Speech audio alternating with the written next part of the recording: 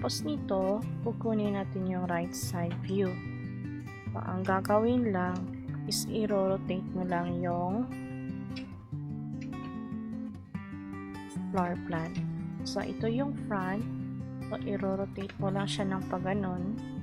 Tapos, i-project mo pa rin siya. So,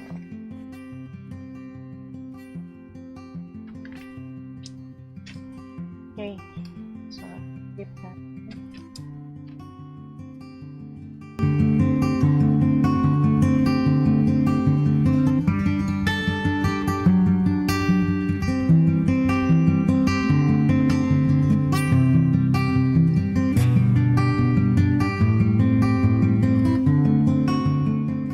So, next is kukunin natin yung right side elevation view. Okay, so nirotate ko na yung floor plan. So, nandito sa kabila yung front view. So, ang gagawin lang, so, para makuha yung height, iproproject ko lang siya.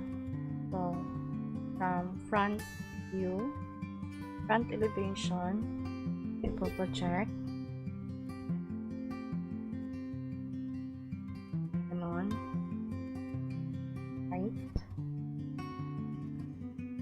At saka height ng roof.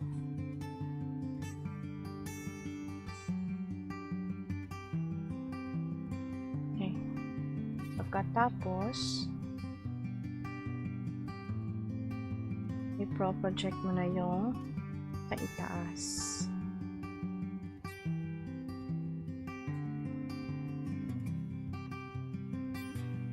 Okay, unahin mo na yung division. Okay, next is yung doors at saka window. I-project sa ibaba.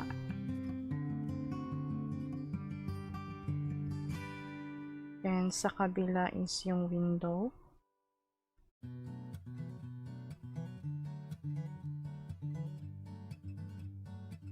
Ngayon is kukunin natin yung height. So, yung pangalawang line na to, ito yung tinatawag natin na finish floor line. Dito naman is tinatawag natin natural grade line. Ngayon, kung gusto ko from finish floor line, yung height is katulad dito. So, i-project ko lang yung sukat.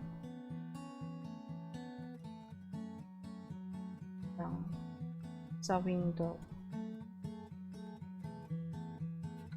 So, para makuha yung height ng window, yung gusto ko is katulad nito. So, i-project ko lang siya.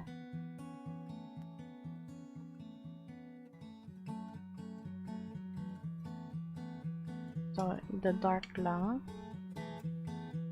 Ito na yung window size.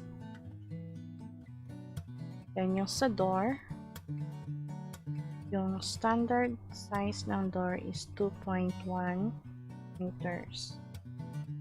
So, dito is 2.1.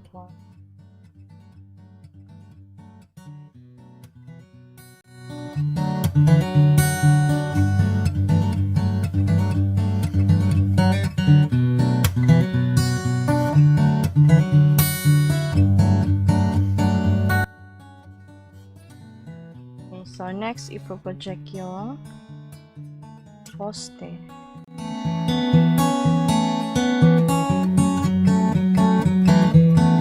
Okay, ngayon naman, nakuha na natin yung door at saka dalawang windows. So, meron pang isang window. Okay, next is dito tayo sa roofing. So, kung ano yung nakaharap sa iyo, yun yung mukha ng roof. So, kumbaga, ito, part na to. So, again, meron tayong overhang na 1 meter. Then, meron tayong overhang 1 meter sa kabila. Or, pwede rin na i-project lang yung line. Next line. And, line din dito. So, ito yung ridge road. Overhang dito. Yeah. Then next is yung point 13. Pwede tayong kumuha ng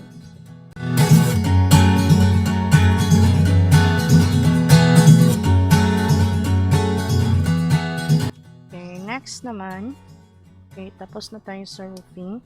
Next is maglalagay tayo ng detalye.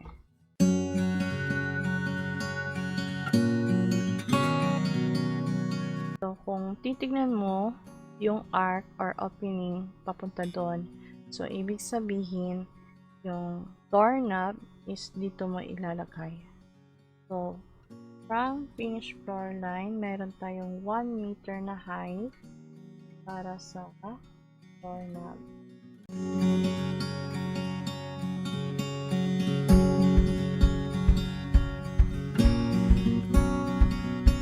Okay.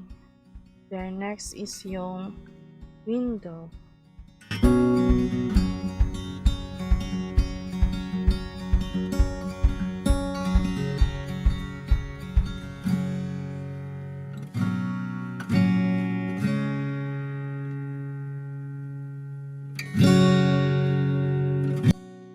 Okay, so tapos na.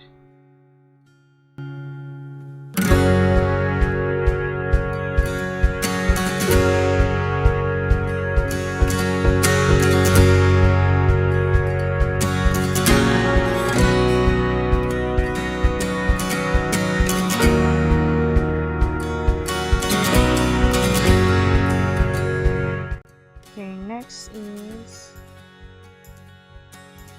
lalagay ako ng design dito, gitna.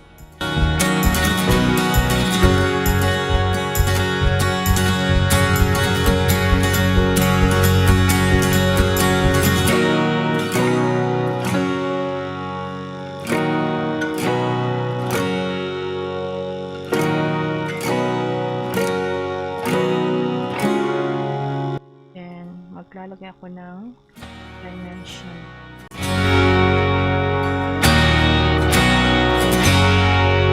So, from finished floor line hanggang sa top of bird, so meron akong 3.00 meters from top of girth hanggang sa ridge cup, meron akong 2.50 meters or tinatawag natin meters. Then next is i-indicate natin yung hollow marks. So dito, and ito yung number 2.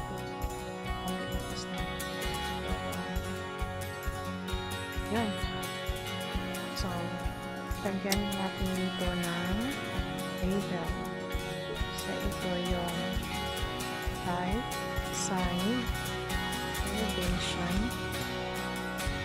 Kukunin mo yung rear view. So, i-rotate mo lang siya ng pagganon. So, same pa rin yung procedure. So, i-project mo lang yung sukat. So, kung kukunin mo yung left, so, kumbaga, dito, pa left, ganon. So, project ka ulit. So, yun lang.